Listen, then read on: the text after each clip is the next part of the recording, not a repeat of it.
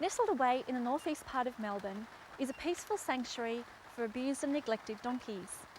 Peter spoke to May Dodd about these beautiful docile animals.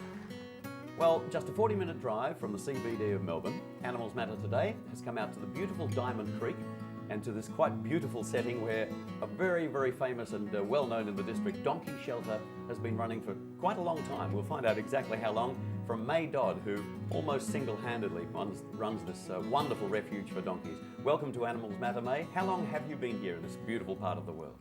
I've been actually on the property since 1995, but shelter was established in 1997, so it will be 8 years in July. How many donkeys would you have here, May, at any one time? I suppose the number varies. What are you running at the moment, for example? Well, the figure keeps rising, so it depends which year you're asking me. At the moment, we've got 57 in, which is the most I've ever had. How did you actually come to start the shelter? I had a pet donkey in 1991. And she ruled the roost, ruled me as well. And in 1995 we moved here onto 28 acres, and someone gave me a National Geographic, and there was a story on donkey welfare that was happening in New South Wales by a lady called Christine Berry. And I read that article and it moved me greatly. And so I made contact with Christine. She encouraged me to start donkey shelter in Victoria because she was the only welfare for the entire country, and she had well over 1,000 donkeys under her care.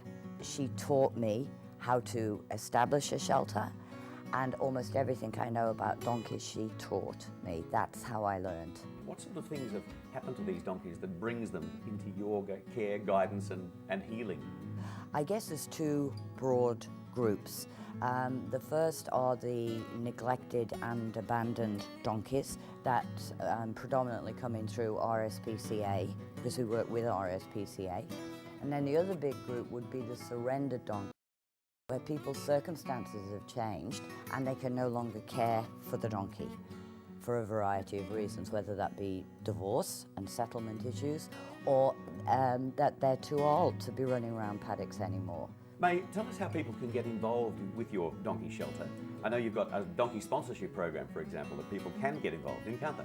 Sponsorship is that you can come in and meet the 10 sponsor donkeys and choose one, and it's a minimum of $50 per year, and it also includes a year's subscription for the quarterly newsletter, so you know all the time what is going on at shelter. Shelter has no government assistance or corporate assistance, so we rely entirely on the general public to financially keep us afloat, to do the work that's needed to be done.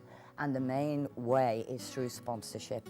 We're open every Tuesday and Saturday from 10 until 2, but we do have fundraising events here, so we would have at least 7 of those over the course of the year. And as you've said, Peter, it is not very far from Melbourne at all, and it's quite unique within the state, and people are very welcome. In fact, I would encourage people to come and look at the donkeys and get to know what a donkey is like.